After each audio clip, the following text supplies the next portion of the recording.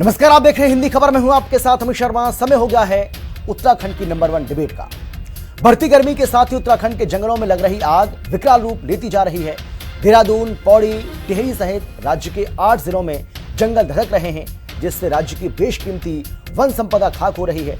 वनाग्नि की बढ़ती चुनौती को देखते हुए सीएम धामी ने मोर्चा संभाल लिया है। वहीं कांग्रेस ने वनाग्नि के मामलों को लेकर सवाल दागा है कि आखिर सरकार अब तक क्या कर रही थी। अब आनन फानन में इतने सारे फैसले लिए जा रहे हैं। ये फैसले अगर पहले हो जाते तो हो सकता है कि इस तरीके से ये वन धधक ना रहे होते। चर्चा करेंगे, लेकिन पहले एक रिपोर्ट आपको हम दिखाते हैं, जिससे आप समझ पाएंगे कि आखिर क्या है ये पूरा मामला और किस तरीके से मामला उत्तराखंड की राजनीति में सियासी भूचाल आप कह सकते हैं लाया हुआ है। देखिए जरा।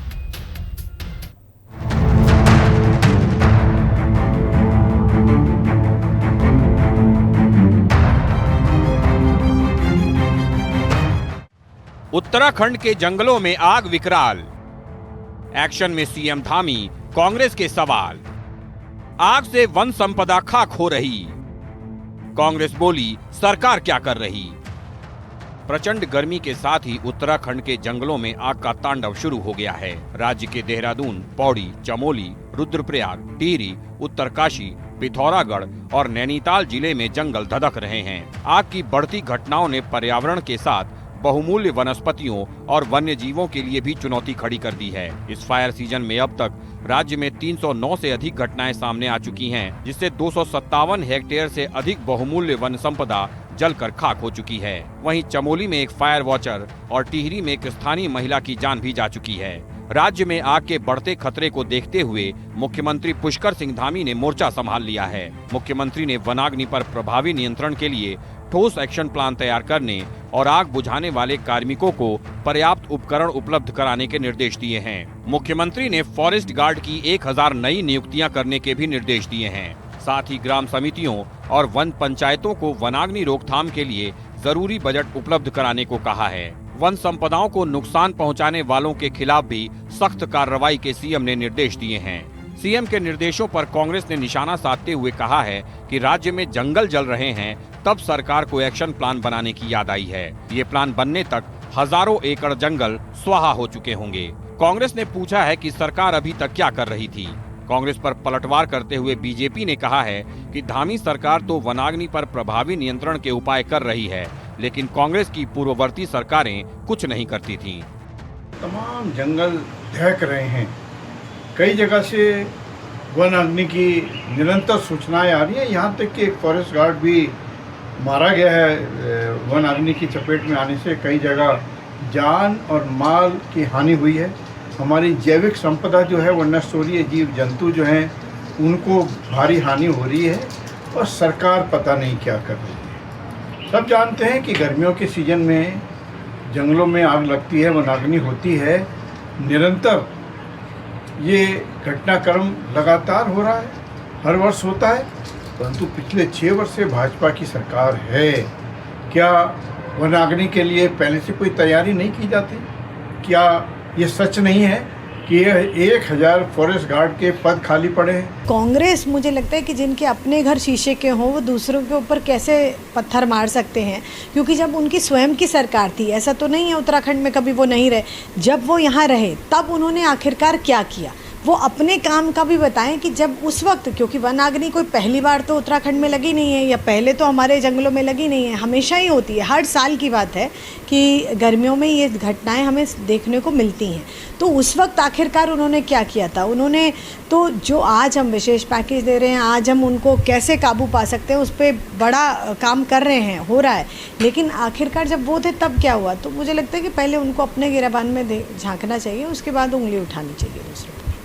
वनाग्नि पर काबू पाने के लिए मुख्यमंत्री ने अधिकारियों को कड़े निर्देश तो दिए हैं, लेकिन राज्य के जंगलों में आग का बढ़ता दायरा चिंता बढ़ा रहा है।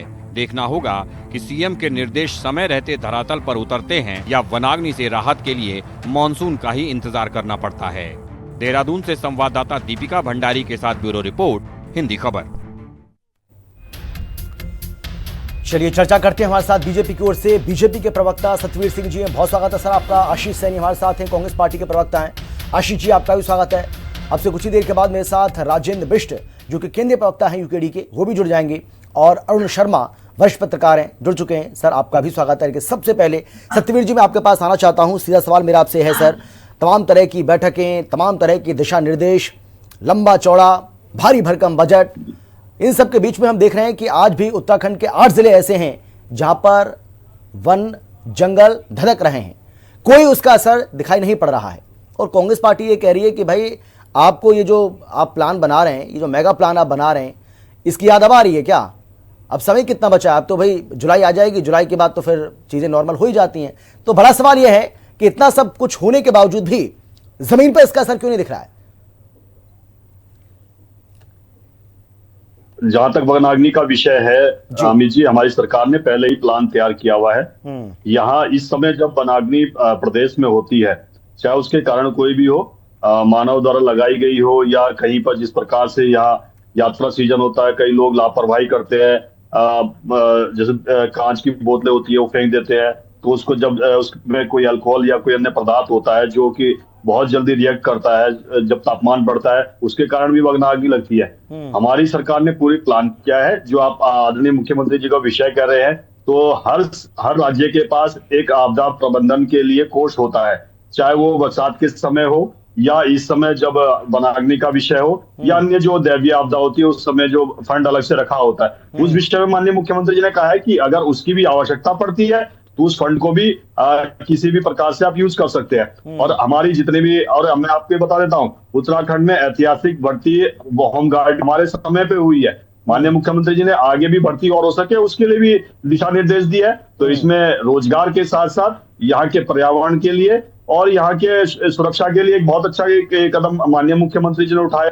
और अभी तक जितने भी इसमें जितने भी डिपार्टमेंट होते हैं, ग्राम पंचायत से लेके, ग्राम समितियों से लेके, वन समितियों से लेके और फॉरेस्ट गार्ड के जितने भी इसमें जुड़ी हुई समितियां हैं या जो उनके अपने कार्य क्षेत्र है, वो सभी बहुत अच्छी तरीके से काम कर रहे हैं। इस हमने जो ये वनाग्नि उत्तराखंड में इस समय होती है उस पर काबू पाया है। जो इसमें जो घटना हुई है बहुत दुखद। हमारी सरकार ने चाहे जिस भी इस पर काम करना है उस स्तर पे जाके काम कर रही है। हाँ, जो कांग्रेस के अंदर जो राजनीतिक आग लगी हुई है एक दूसरे के प्रति, उसको बुझाने का काम भी यहाँ की जनता कर रही है।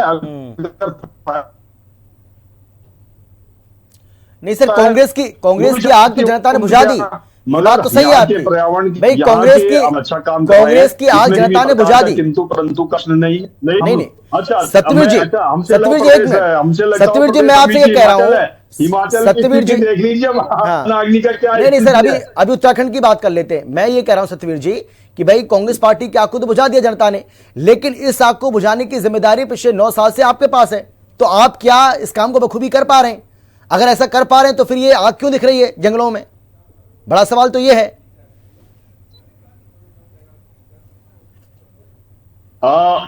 मैंने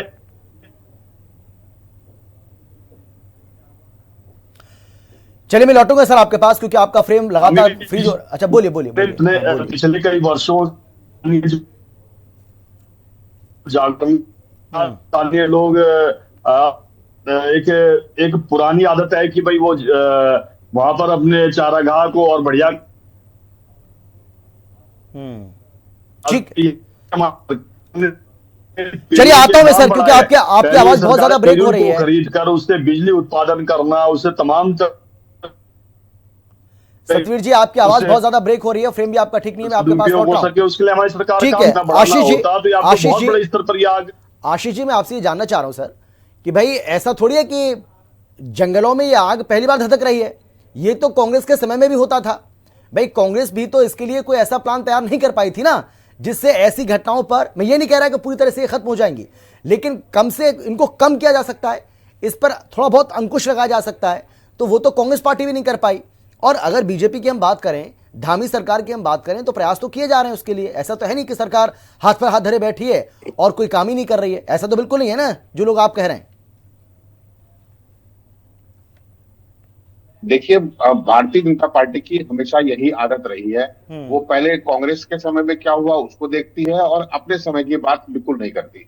मेरा बिल्कुल सीधा सवाल है, अभी जनवरी के महीने में मुख्यमंत्री के कार्यालय में मुख्यमंत्री जी ने एक आपदा प्रबंधन की बैठक बुलाई जिसमें केवल वन विभाग के जो एक तो जंगली जानवरों के हमले और वनों की अग्नि को बचाने के उपाय पर चर्चा की। लाखों करोड़ रुपए का बजट ये जारी करने का दावा करते हैं, लेकिन वो उस बजट में कौन सा प्लान बनाया, एक्शन प्लान? उस वक्त भी मैंने ये कहा था कि ये बाकायदा ये चाय बिस्कुट की पार्टी केवल चाय बिस्कुट पर खत्म हो जाएगी, मौके पर कोई भी काम ऐसा दिखाई नहीं देगा। आज अब वही स्थिति है। अभी के पहले की जो प्रवक्ता का जो आपने इंटरव्यू दिखाया, उन्होंने भी यही कहा कि कांग्रेस के समय में कुछ नहीं हुआ था, अभी हुआ। ये उत्तराखंड राज्य की जो वन विभाग है उसकी जिम्मेदारी है कि वो रक्षा करने के उपाय बनाए। उसके लिए आवश्यक बजट जारी करना राज्य सरकार का काम है। इसमें कांग्रेस और भाजपा को दृष्टिकोण देखना इस मुद्दे से भागने का प्रयास है, पहली बात। दूसरा, फायर लाइन बनाने में भ्रष्टाचार है और बहुत बड़ा भ्रष्टाचार लगातार हो रहा है। ठेकेदार लगातार बिल बनाकर भेज रहे हैं, लेकिन मौके पर कुछ नहीं हो रहा। तो इसके लिए राज्य सरकार ही या इनकी व्यवस्था जिम्मेदार है। इन्होंने कहा कि वन दरोगाओं की भर्ती हुई। इस वक्त 3,000 से अधिक पद वन विभाग में खाली पड़े, उनकी भर्ती कौन करेगा? इससे भी आगे जाइए अमित जी, तो आप इनसे बात कीजिए। जो स्थानीय लोग हैं, स्थानीय निवासी, उनके साथ तालमेल करते हुए विभाग के लोगों का एक व्हाट्सएप ग्रुप तक नहीं बना अभी तक। उपाय तो क्या करेंगे? मुझे आप इनसे पूछ के बता दीजिए कि इन्होंने कौन कौन सी चीजें, राज्य के जो लोग हैं जो वन क्षेत्रों के आसपास या वन क्षेत्रों के अंदर रहते हैं, तो उनको क्या उपलब्ध कराया वन अग्नि से बचने के लिए? कुछ भी नहीं उपलब्ध कराया। यानी आज फिर इसके अलावा दूसरी कोई भी घटना होगी, ये घूम फिर कर कहेंगे अभी ये हिमाचल चले जाएंगे, वहां जहाँ कांग्रेस शासित राज्य है, या फिर कहेंगे पहले की कांग्रेस सरकार ने क्या किया। मेरा ये कहना है कि यदि वर्तमान सरकार इसमें कुछ करने में सक्षम नहीं है, तो ये कम से कम एक काम तो देश के राज्य के वन विभाग के हित में कर सकते हैं, ये इस्तीफा दे दे। वन विभाग के अधिकारी सक्षम है, लेकिन वो जो इनके ठेकेदार आते हैं जो लूट करने के लिए वन विभाग में घुसे हुए हैं, वो लूट करने वाले ठेकेदार न तो फायर लाइन बनने दे रहे हैं, ना सुरक्षा के उपाय बनने दे रहे हैं, क्योंकि उनको केवल अपने लूट से मतलब है। ये जो आग बता रहे ना, ये अच्छा, आपके समय में क्या दिक्कत थी? चलिए, इनके समय में तो जो लूट है उसकी वजह से नहीं हो पा रहा है, लेकिन आपके समय में क्या दिक्कत थी? जब कांग्रेस पार्टी की सरकार थी, ये समस्या तो तब भी थी, जंगलों में आग तब भी लगती थी, तब क्या दिक्कत आ रही थी? नहीं, मैं बता रहा हूं अमित जी, पहले से हमेशा से जब से वन विभाग बना है, हमेशा फायर लाइन बनाने का काम ग्रीष्मकालीन सीजन से पहले किया जाता था।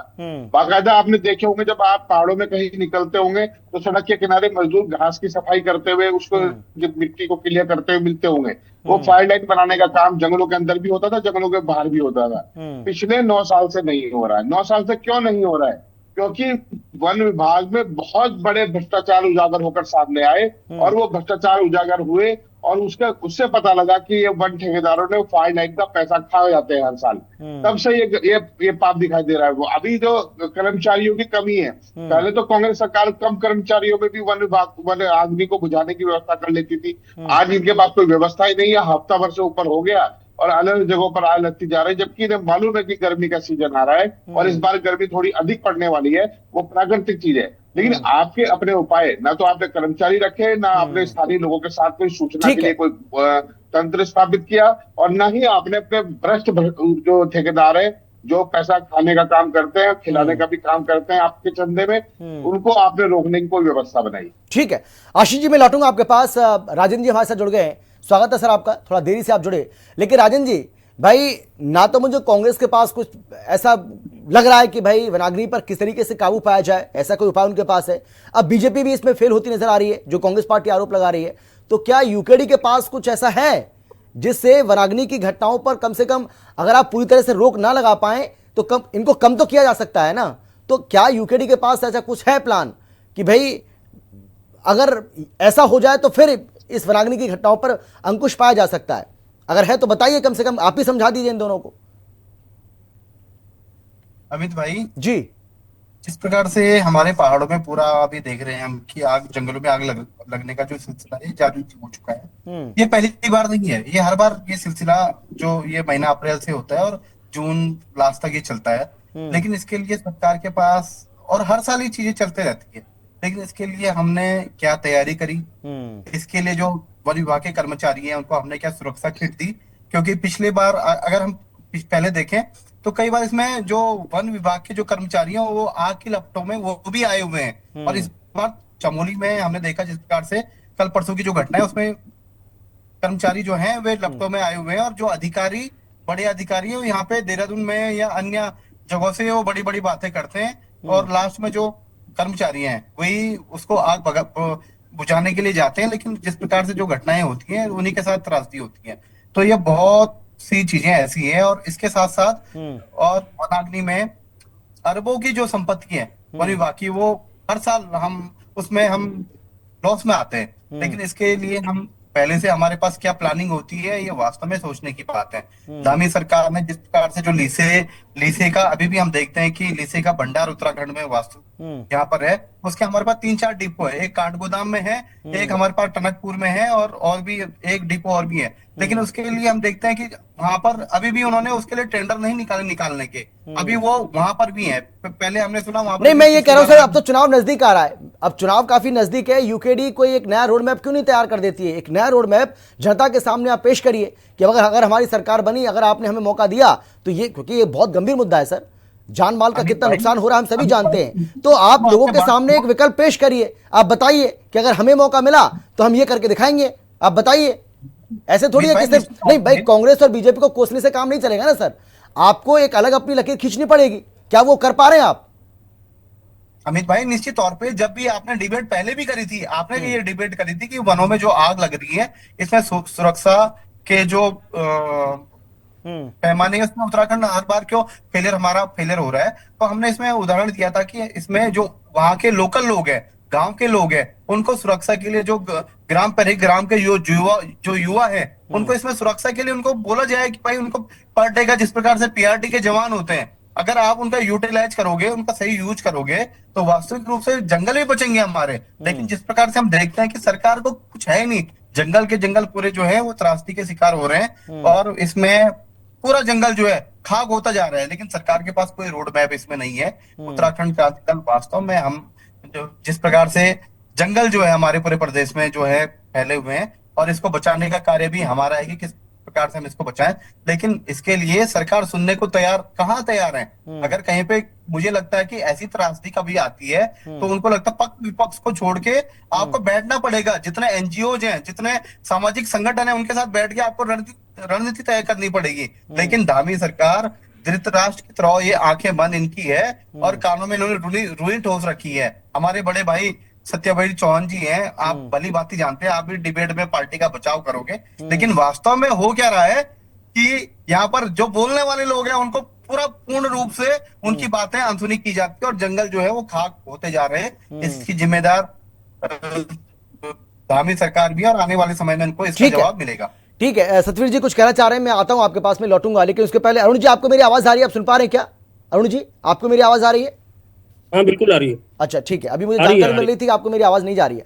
अरुण जी, मैं आपसे जानना चाह रहा हूं सर कि क्या लग रहा है आपको इस पूरे मामले को लेकर? हम देख रहे हैं कि दशकों से राजनीति हो रही है, सिर्फ राजनीति होती आई है, कोई कॉन्क्रीट सॉल्यूशन तो अब तक हमने देखा नहीं है, चाहे सरकार बीजेपी की है या फिर कांग्रेस पार्टी की रही हो। मैं आपसे जानना चाह रहा हूं सर कि क्या लग रहा है, वजह क्या है? क्या वो जो बर्निंग डिजायर चाहिए, जो इच्छा शक्ति चाहिए, क्या उसकी कमी है? इसकी वजह से ये घटनाएं जो वो लगातार बढ़ रही हैं, क्या लग रहा है आपको? निश्चित तौर पे देखिए अमित भाई, पहले जो जंगल होते थे उनपे गांव वालों का, जो निकटवर्ती गांव होते थे, उनके हक हकूक होते थे, वो लकड़ी चारा सब वहीं से इकट्ठा करते थे। लेकिन जब से वन अधिनियम आया वो सारी चीजों पे प्रतिबंध लग गया और स्थिति ये है कि अगर वो सूखी लकड़ियां बीनने भी जंगल में जा रहे हैं तो फॉरेस्ट के गार्ड उन्हें पकड़ ले रहे हैं, उनसे पैसा ले रहे हैं, बहुत सारी चीजें हो गई। तो कहीं ना कहीं वो एक दूरी बन गई ग्रामीण लोगों के बीच में और जंगल के बीच में, एक दूरी बन गई। अब उस दूरी को पाट लेकिन आज भी अगर सारी घटनाओं में देखें आप, जहां जहां वनाग्नि की घटनाएं सामने आ रही है देखें, तो आज भी फॉरेस्ट के साथ वो ग्रामीण ही वहां आग बुझाने का काम करते हैं, प्रयास करते हैं, जो आसपास के इलाकों में रहते हैं। लेकिन स्थिति यह है कि आपने ये जो दूरी बना दी, मतलब सरकार, शासन कहे, प्रशासन कहे, इनके बीच में एक दूरी बन गई। वो दूरी खत्म जब तक नहीं होगी तब तक इसके ऊपर प्रभावी नियंत्रण नहीं हो सकता। इसलिए जहां वन पंचायतों की बात हो रही है, अगर आप वन मंत्री के बयान सुने तो लगातार वन पंचायतों की बात कर रहे हैं कि वन पंचायतों को आसपास की जो भूमि है वन पंचायत की वो दे दी जाएगी काम करने के लिए, लेकिन उस पर अभी तक अमल नहीं हुआ। और जब तक इन चीजों पे अमल नहीं होता तब तक ये बारियां बनी रहेंगी। हर साल गर्मी आएगी, हर साल जंगल धधक उठेंगे, क्योंकि जहां जंगल लगाए गए थे वो मिश्रित वन नहीं लगाए गए थे। आप ये देख लिए, एक तरफ से चीड़ के जंगल लगा दिए या यूकेलिप्टिस के लगा दिए, तो उसकी वजह से क्या है, चीड़ के जंगल सबसे ज्यादा आग पकड़ते हैं, क्योंकि उससे लीसा भी गिरता है और पिरुल भी गिरता है, जो उसकी पत्तियां होती है, और वो पत्तियां बहुत ज्वलनशील होती है। मान लिया किसी आदमी ने चलते चलते बीड़ी फेंक दी जलती हुई या सिगरेट फेंक दी, तो उतने में ही वो आग पकड़ लेती है। अब या तो वो जागरूकता का अभियान चले कि उन सब लोगों को रोका जाए कि जंगल के आसपास आप धूम्रपान ना करें, लकड़ी ना जलाएं, सॉरी, ये सब चीजें करनी पड़ेगी। लेकिन आप कितना भी कर लीजिए, कहीं ना कहीं लापरवाही हो जाती है। तो वो कई स्तर पे होती है। आप देखें, अगर तूफान आ रहा है, पत्थरों का घर्षण हो रहा है, तो उससे भी आग निकलती है। आप और हम सब लोग बचपन से पत्थर रगड़ के आग निकालते थे, तो वो घर्षण से भी आग निकलती है। उस आग को पिरुल की पत्तियां पकड़ लेती हैं। और स्थिति ये है कि आज भी मैं कांग्रेस प्रवक्ता से सहमत हूं कि आज भी एक मैन पावर की कमी फॉरेस्ट डिपार्टमेंट में आज भी है। भले ही आज मुख्यमंत्री ने 1000 फॉरेस्ट गार्ड को रखने के आदेश कर दिए हों, लेकिन कब वो गार्ड रखे जाएंगे, कब उनकी ट्रेनिंग होगी, उसके बाद कब वो मैदान में उतारे जाएंगे, ये लंबा प्रोसेस है। जब तक तो बरसात का मौसम आ जाएगा सर, स्थितियां नहीं है। जब तक तो बरसात का मौसम आ जाएगा। अब बरसात, अब ये खबर लग रही है हमें मौसम विभाग से कि 26 को केरल में मानसून पहुंच रहा है, 26 या 27 को, तो 15 दिन के अंदर वो उत्तराखंड भी आ जाएगा। लेकिन इस बार बारिश भी कम बता रखी है, तो उससे भी हमें सावधान रहने की जरूरत है कि किसी तरह इन आग के बचाव के लिए ठोस उपाय जब तक नहीं करेंगे, क्योंकि एक बात बिल्कुल सही है, यूकेडी प्रवक्ता ने अभी बोला कि जो अधिकारी हैं वो तो या तो देहरादून बैठते हैं या हल्द्वानी बैठते हैं, और उन जंगलों में जहां आग लगती है, आखिर में फेस वहां के स्थानीय जो अधिकारी होते हैं, कर्मचारी होते हैं, उनको करना पड़ता है। अब आप देखिए, वन दरोगा बेचारा जल के मर गया, एक औरत के स्थिति मतलब मरी गई है। तो ये सारी स्थितियां, ये जो व्यक्ति का भी नुकसान हो रहा है, ये भी हमारे लिए चिंताजनक स्थितियां हैं। जी बात, बिल्कुल बिल्कुल। सतवीर जी बोलिए, आप बोलिए, कुछ कहना चाह रहे थे आप। हाँ बोलिए। अमित जी, मैं आपके टीवी स्क्रीन पे ही देख रहा हूँ सामने से कि जो कांग्रेस ने अभी झूठ फैलाया, कांग्रेस के प्रवक्ता ने, वो यहीं धराशायी हो जाता है। यहाँ पे देखिए, फॉरेस्ट गार्ड के जो आप बीच में विजुअल दिखा रहे हैं, फॉरेस्ट डिपार्टमेंट के जो कर्मचारी है वो कितनी मेहनत से काम कर रहे हैं, और उनके पास बेस्ट इक्विपमेंट दिए गए उत्तराखंड सरकार के द्वारा। अब इसमें तो किसी प्रकार का किंतु परंतु का विषय नहीं है जो कांग्रेस के प्रवक्ता ने यहाँ पर रखा है। अगर ये विजुअल्स, अगर ये ग्राउंड पे ना होते तो आप ही कहां से विजुअल्स दिखाते, और ये उत्तराखंड के ही विजुअल्स है, क्योंकि उत्तराखंड पे चर्चा हो रही है। तो कांग्रेस के समय में ये सब नहीं रहता था क्या सतवीर जी? कांग्रेस के समय में क्या ये ऐसे खाली हाथ चले जाते थे क्या? कांग्रेस के समय में तो, अरे कांग्रेस के समय में तो पता ही नहीं था कि डिपार्टमेंट भी है, एग्जिस्ट करता है कि नहीं करता है। ये स्थिति थी कांग्रेस के समय पे। हमारे समय पे लगातार भर्ती हो रही। अच्छा, एक बात अरुण शर्मा जी ने बोली कि जो माननीय मुख्यमंत्री जी ने कहा है कि नई भर्तियां की जाएगी, इससे पहले भर्तियां हुई, अब जो नई भर्तियां, हमारे समय पे एक चीज बहुत ही बेहतरीन हुई है जो आदरणीय मुख्यमंत्री जी ने कही है। हमारे समय पे कोई भी वैकेंसी निकलती है तो उसका पूरा का पूरा खाका निकाला जाता है, कब उसकी एग्जाम की डेट, कब उसका नोटिफिकेशन, जब उसका नोटिफिकेशन निकलता है तो उसमें कब उसका फॉर्म फिलअप किया जाएगा, कब उसकी स्क्रूटनी होगी, कब उसका एग्जाम होगा, कब उसका रिटर्न का रिजल्ट आएगा, और कब उसकी ज्वाइनिंग होगी। सारा का सारा पूरा शेड्यूल्ड किया गया है। ये पहली बार उत्तराखंड में हुआ है। अब किसी को ये इस विरोधाभास में रहने की आवश्यकता नहीं है कि अभी एग्जाम हुआ है, 2 साल बाद उसका रिजल्ट आएगा, 3 साल बाद उसकी ज्वाइनिंग आएगी। आज पूरा तय शेड्यूल के अनुसार सब कुछ हो रहा है। और उत्तराखंड में वनाग्नि के लिए माननीय मुख्यमंत्री जी और जो फॉरेस्ट डिपार्टमेंट, ठीक है, अब आशीष जी को बोलने दीजिए। ठीक है, आशीष जी आपके बात का जवाब देना चाहते हैं, उनको बोलने दीजिए। आप आशीष जी आप बोलिए। एक सेकंड, देखिए, मैं केवल 2 बात कहूंगा। नंबर 1 बात, भाजपा के प्रवक्ताओं को ट्रेनिंग दी जाती है झूठ बोलने की। इन्होंने उठाकर स्क्रीन में से देख के बता दिया कि ये कपड़े इनको मिले हैं और ये जो एस्बेस्टस वाले हैं इनको मिल गए। आपको अगर ये मालूम होता मुख्यमंत्री कार्यालय से पहले खबर आई थी तो आप अपने वक्तव्य में बोलते, जनता पार्टी ने नहीं दिया, आप अपने वक्तव्य में बोल देते, ये बोल देते। आपको पता नहीं है, आप अभी टीवी देखकर तो जवाब दे रहे हैं। अगर आपके पास इतनी जानकारी नहीं है कि आपका विभाग क्या काम कर रहा है तो आपको प्रवक्ता के रूप में नहीं आना चाहिए, बता रहे हैं प्रवक्ता के रूप में नहीं आना चाहिए। दूसरी बात, कल को बोलेंगे कि ये अरुण जी के लिए किसी साहब ने बना के भेजे, रुक जाइए, हो गया काम आपका, बनाए जाते हैं कि ग्राउंड की स्थिति क्या है। अरुण जी ने कहा ग्राउंड पे कार्य हो रहा है कि नहीं हो रहा है, और उनके हाथ में पेड़ लगाने जाने वाले अग्निशमन के सारे इक्विपमेंट, फायर ब्रिगेड की गाड़ियां वहां पर, उन्होंने सुरक्षा के सारे कवच पहने हुए हैं। यही तो ये सारी चीजें उपलब्ध होनी चाहिए, वो सारी चीजें उनके पास उपलब्ध है।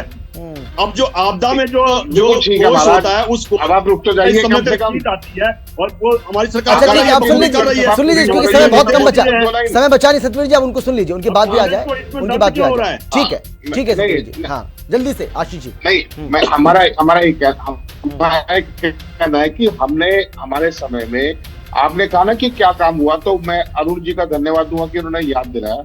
बहुत से चौड़ी पत्ती के जो पेड़ हैं वही वनों के सबसे बड़े रक्षक हैं। वो पानी को भी सोखते हैं अपने साथ, फलों का भी उत्पादन करते हैं और इस तरह की स्थिति बना देते हैं कि जहां वनाग्नि के लिए ज्यादा गुंजाइश नहीं बचती। वो पेड़ लगाए जाने का काम हमारी सरकार में बहुत ढंग से हुआ।